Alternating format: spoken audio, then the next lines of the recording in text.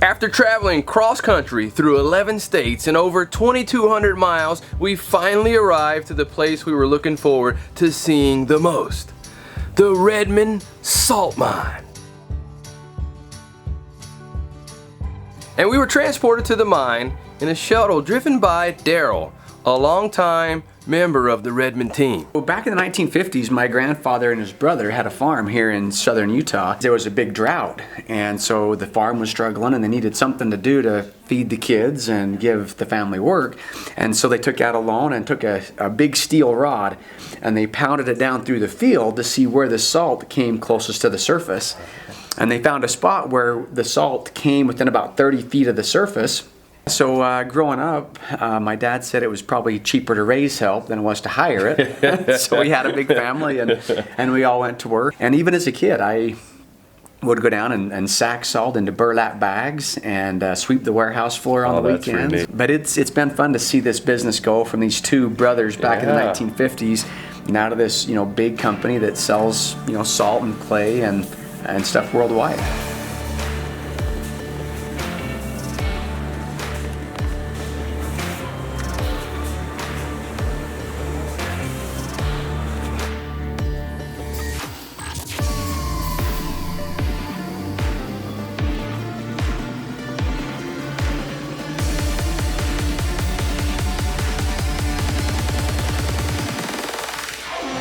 And during our visit, one of the first things that they gave us the opportunity to do was to blow some stuff up. At 100 yards, 200 yards, and 300 yards, we have these 6-inch sticks of dynamite. At 400, if you look back where the disturbed ground is, you'll see two taller sticks. Yeah. They're these ones. So this gun, it's sighted in for 300 yards. At 100, shoot right here, right at the bottom of it. 200 yards, you're gonna shoot just into the dirt. Those ones should be painted blue. At 300, same one, but painted orange. Just shoot right at the middle. And then at 400 yards, you're gonna need all of this plus maybe 3 more inches. So aim right at the top of it. And if it booms, then it means you hit it. But yeah, so it's fairly simple. You just load one bullet in at a time, put it through the top, rack it. Pretty straightforward. Also joining us out there was Doug and Stacy from Off Grid with Doug and Stacy, and Stacy and I had a little bit of competition going at the shooting range. Hey! All right. There you go. There we go. 2 for 2. Right in the middle. Ah!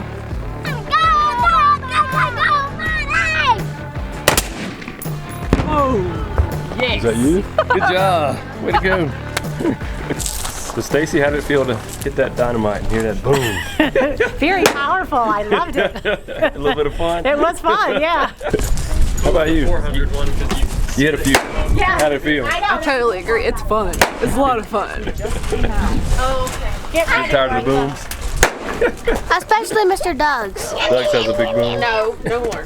And man, you ladies did a really good job, and I was like, man, they might make me look bad. So I was a little nervous going to go up there and shoot.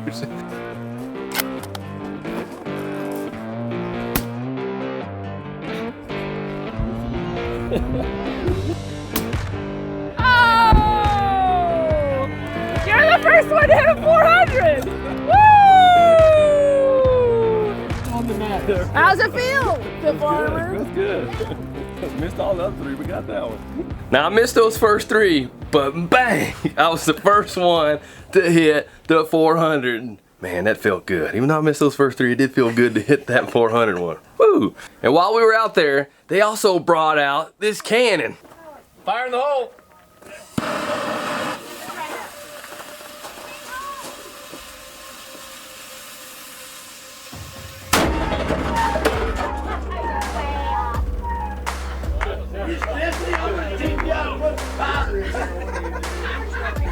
And that first shot just went whoo, way over. So he loaded it up again. All right, so what weight do you have there for that one? So this is a classic Brunswick 14 pounder, I'm guessing. All right. So we'll see. All right. See how she does. There you go. Gotta put it in there easy. And you get that little twist at the end. All right. That's where the magic happens. Now, where in the world did you guys get a cannon from? So one of our guys, these fabricators, they can do just about anything. So one of them, he got an old oxygen tank, did his magic, turned it into a cannon, and yeah, everything on here is fabricated by those guys. That's cool. So he's going for the trailer way out there. Last one went slightly over. Be nice, slightly over, right? To hit the snake. Snake's dead, so we're good now. Kids are safe. Okay, fire in the hole.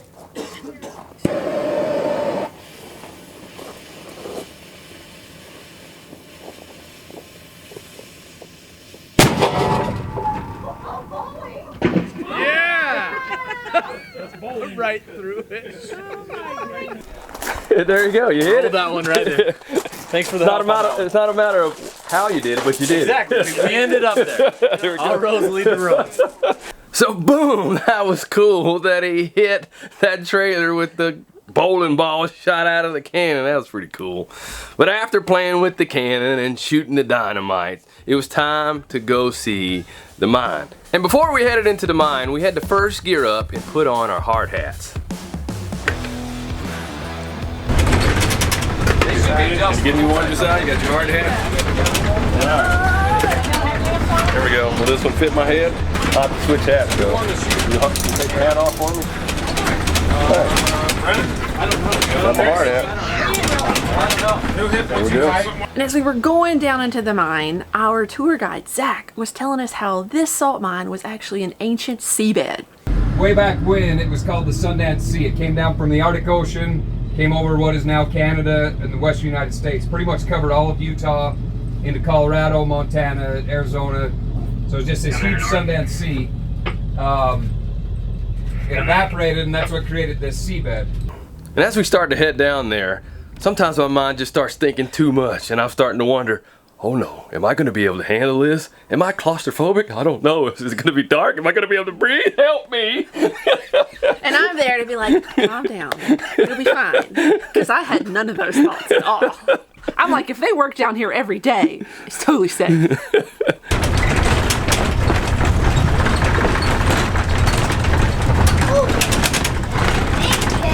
Okay, everybody signed their waivers, right? So from right here, where this center block's just here to hold the gates. Anything from here beyond's been done in the last 35 years. So in 35 years of mining, we're 800 feet deep, and we don't actually hit the deposit until 4,500 feet deep. So we got a little bit of salt. We can go quite a while. And as we're going down, I'm like, okay, I'm doing okay. And we reached that first level, level 1, where he said they started working on it about 30 years ago. And the majority of what's in here goes to... The majority of this goes to road salt. We have to be no more than like 8% of the minerals. So 92% of your chlorides, 8% minerals.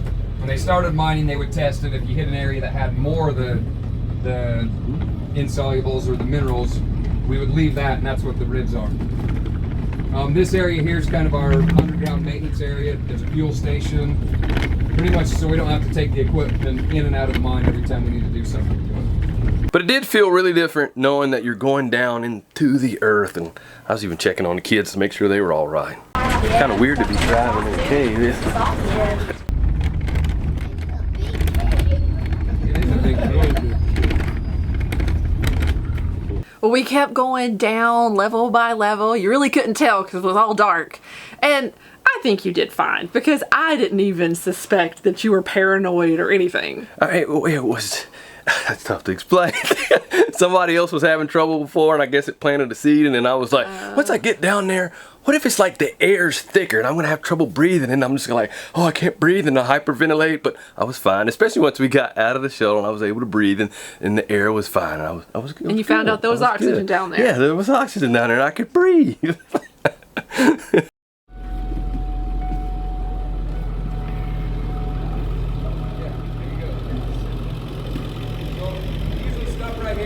This is the start of level 5. Level 5 is our deepest spot in the mine. We've just started. You can see this tunnel only goes down to there, and this side goes down that far. So right now we're about 800 feet deep. Each time we go to a level, because of the ventilation shafts, we have to drill these shafts out. Best way to make these, and why we have it set up like this, so they went 80 feet through that ceiling, and they drilled a hole big enough to run a pipe down. When they drill holes in the side of that pipe, they run fresh water down, and it acts as a sprinkler. And fresh water, over about a month, month and a half, will bore that out to that hole. Yeah. So the fresh water will run down, bore it out, it'll drop in here, and we had it funnel down into this, which, as we start mining down here, this will actually be a mine shaft, but you can see the sides. All that water just sat in here. Oh yeah. And then what we do, we take it and we pump it back up all the way to the level 1, because we have natural brine ponds on level 1 from the groundwater and from what comes in on the road. So we'll just pump that brine back up into our ponds, and then we can continue to mine. But that's how we drill all of our secondary escape routes and our ventilation holes. This is all like your ag salts, your road salt. You can't really see the veins because they've been doing a lot of work in here. It's a little dirty. So these scrapes across the top, that first piece of machinery we saw, I'll show you on the way out, to scaler. And what it does, it reaches up and it just scratches the surface. So it'll scratch the walls. We go through after every blast and we scratch it to make sure there's no hangers or loose rock. If there's any cracks, we don't want any rock falling in. But I must admit, it really took my mind off of it when I saw you and Micah just licking the salt down there. I was like, they're just licking the salt. I'm just gonna, what in the world? And next time we see you licking the wall or something, they're just licking everything. It's all salt. Everything. The walls, the floor, the ceiling. Why not? Hey, Micah. It's all salt. Is it salt? Yes, it's salt. Can I lick it? Lick it. Good. All this is salt. The floor, everything, the ceiling, I'm walking on salt. everything is salt. And it was pretty interesting to learn about how much of the dynamite that we shot earlier that it would take to harvest the salt at each harvest. So we blast at night. Day shift will load a face, but just because the second shift's coming in, if we were to blast at the end of day shift, you would have all that dust and you'd have to make sure the mine's all evacuated. So they'll just load the charge at day. Night shift will work a different pace, and they just blast them both at the same time. Makes sense. To blast a face 16 feet is 2,000 pounds, so it'd be like 1,000 sticks of dynamite. Oh man. Except for this is ammonium nitrate, not sticks of dynamite. 2,000 pounds of explosives will yield about 2,000 tons of salt. But just because we're on level 5 and currently mining level 5, we're not mined out on level 1, 2, 3, or 4. So it all just becomes, you know, what's more efficient. By the time you get all the way down here, but you only have to go that far, or you go to level 2 and you go 3 miles down that tunnel, or 2 miles, you know. This is actually a still right here. You were asking how much they blast at a time. That would be one. So at one point, where I'm standing would have been the face. And they came in and they drilled 16-foot steels in about 100 times in the size of this face. So like a tube, and then they shove the dynamite in there? Yeah, so they'll drill it out with the steel and it all blows out, and then they put liquid ammonium nitrate in it. So that blast from where I'm standing to that face was one blast.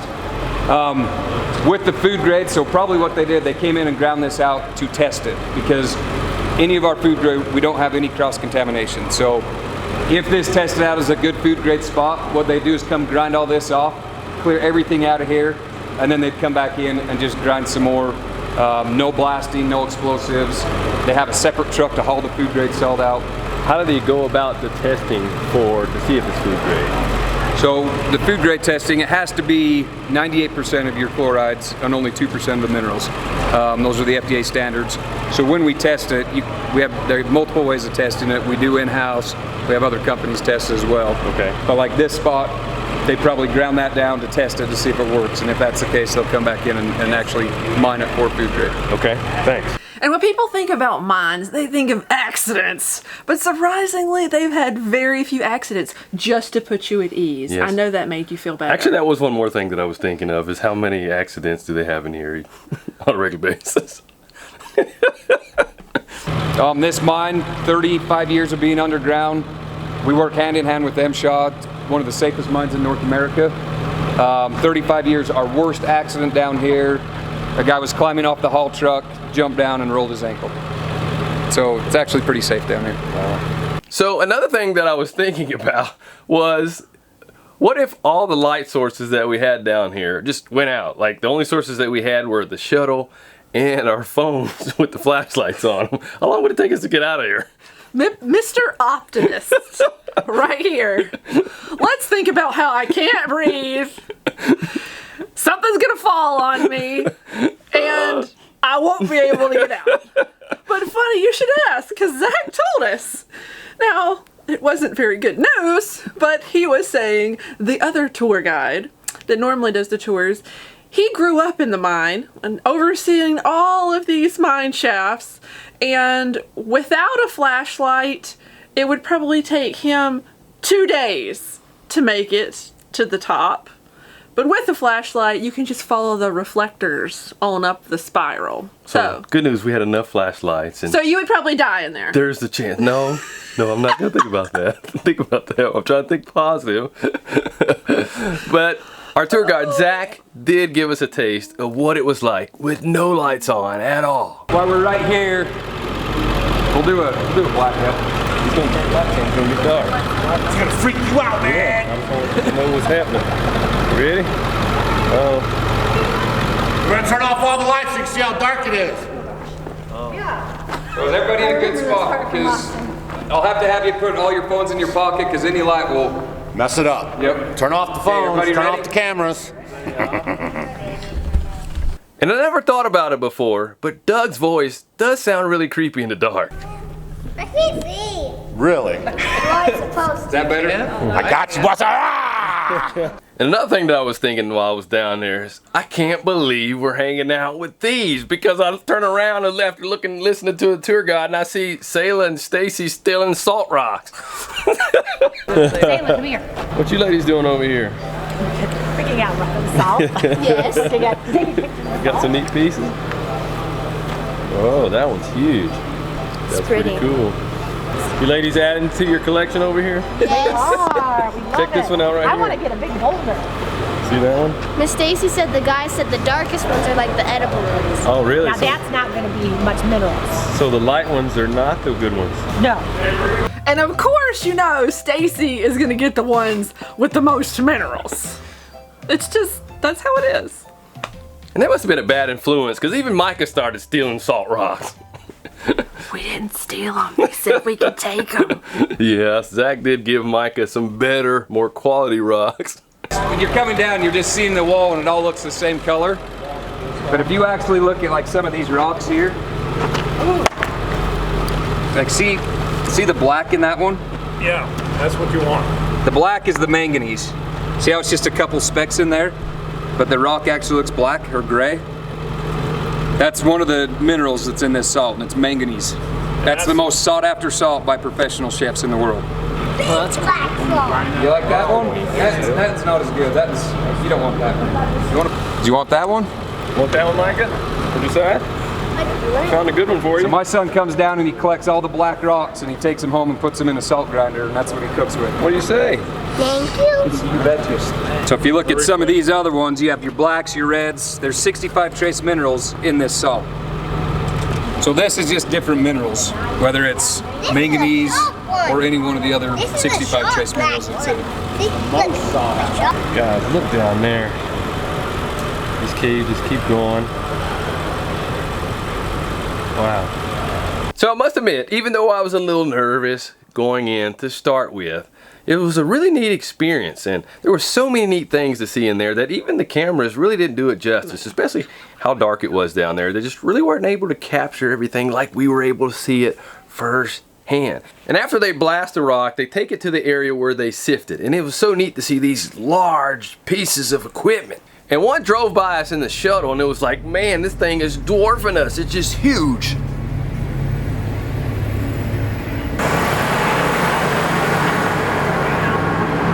The haul truck will come over here and dump. This loader will take the rock and dump it in that screen shaker. Anything that's under the size of a 6-pound rock or smaller will go out this end as just a discharge pile. They can take that and still run it through the crusher for road salt. The bigger chunks of rocks will come through, come up into this trommel. This drum right here just will sit and just roll. Those smaller holes in the first section, that's the size of a 6-pound rock. The second holes are the 10 to 12-pound rocks, and these are the 20-pound rocks. So if you were to picture all those rocks right there, which is maybe a couple hours of this running, every one of those, the old way we used to do it, there would have been a guy on a belt line grabbing each one of those rocks and separating them. So we can do 10 times as many rocks without the labor that usually takes. And this was all built in-house. Everybody just got together, came up with this idea, worked with our maintenance team, and they built this. This is for trophy rock. This is horse rock, the 6-pound rock. If you guys have heard of rock on a rope, that's rock on a rope. So instead of a guy just sitting there separating each rock, and when we go up to the surface, I'll show you, because they still separate it by hand, but the rock has just blown up as far as how many people, and we're shipping it everywhere, that we couldn't have enough guys to separate it. You're glowing in the dark, glowing in the dark. I feel it in my heart. You're glowing in the dark, glowing in the dark. Yeah, you're glowing in the dark.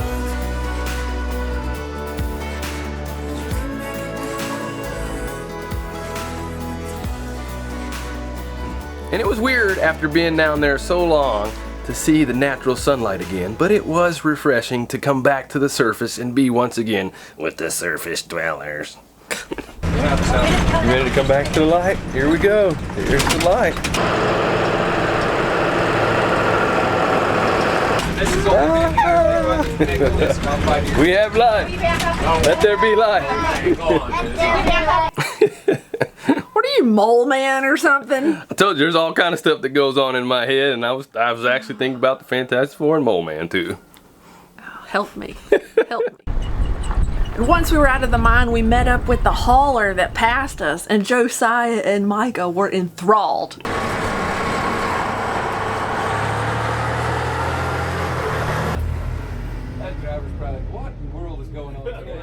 So overall, it was just a fantastic experience going down 800 feet into the earth to see where they harvest salt to bring it up for all their various products that Redmond provides. It was a neat experience. Even though I was a little shaky at the beginning, it was a really great experience. It's really cool to know that nothing goes to waste. I mean, from the big chunks all the way down to the fine salt that they use for popcorn salt, it doesn't go to waste. Yeah, and Daryl, you remember him from earlier? Well, we also got to meet up with his dad, who actually was one of the first hands to start harvesting the salt here on this site. When the pioneers settled this area back in the late 1800s, 1875, they found a place where this salt had come close enough to the surface to where the deer and the elk had found it as a mineral lick. And then the Native Americans, hunting the deer and the elk, they were led to it. So Native Americans were actually chipping this salt out with their tomahawks back 1,000 years ago. Wow. They have found some of this Redmond salt in the Indian ruins of Mesa Verde and down in the Four Corners area. And so the Indians are mining it. Well, so when the pioneers, when the white men came in the late 1800s, they found where the Indians had been chipping the salt out. And so a couple of those old Danish immigrants staked a claim and went into the salt business and started mining salt here in the valley. In the 1930s, there were 2 separate companies mining salt, and my grandfather bought this land here as a farm in between these 2 salt mines, and he bought it just as a farm and farmed it through the 30s, the 40s, into the 50s when my father and uncle took it over from Grandpa. And then they're the ones who went into the salt business, but they didn't find the salt. The salt was here. And both neighbors were in the salt business, so when they couldn't farm anymore, or couldn't farm enough acres to feed the family, they looked at their neighbors, they looked at their shoelaces, and they said, we're on that same vein. And they are the ones who started the first mine for our family. So how old were you when you guys were doing all that? So we dug this first mine when I was 10. That's when I was out here with a shovel. Wow. And that was when I was 10. And so then they built the warehouse the next year when I was 11, 12. And so that's when they actually began to sell the salt. Wow. My brother was a year older than me, 2 years older than me. So he was like 14, I was 12 when we started bagging. And he could lift a 100-pound bag by himself. Wow. And he did, but he couldn't lift them all day long. So by working together, lifting those 100-pound bags, then we could work more hours. Through middle school, high school, I worked here. I felt like an indentured servant, but it was really, it was good. Family business, you know, working with my dad, my uncle. I didn't appreciate it a lot because I'd get home from school and my mom would say, I hope you don't have a lot of homework, because when Dad was home for lunch, he said he really needs you at the warehouse. So I would get home from school, go to work at the warehouse for till 6, 7 o'clock at night, come home, eat supper, do my homework, and go to bed, and do the same thing the next day. After all these years, how does it feel to see how far it has come along here? Mike, I'm sure my father and uncle, none of us ever knew at the time that this would be so big, that it would reach so far and bless so many lives. But we're glad it has. You know, a few years ago we sold the operation to Rhett, and that was a good thing. At the time it was difficult. It felt like I was selling one of my children. But it's been a good thing because lots more families have been involved. We had 45 employees in the mid-1990s when the business was sold, but now there's over 300-400. So many more families are blessed. We're reaching a lot more people. These products are amazing. We can't sell it with any medical claims, but we have hundreds of letters from people who say that this salt lowers blood pressure, eliminates restless leg syndrome. It's just amazing what the mineral salt does for health for people. And the same with the clay, the natural clay. It has kept our family out of the doctor's office many times over the years.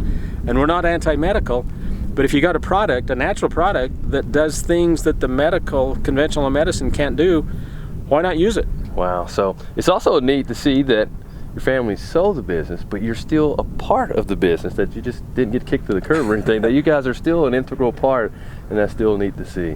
Rhett's philosophy is we're here to elevate the human experience, and we help people play to their strengths.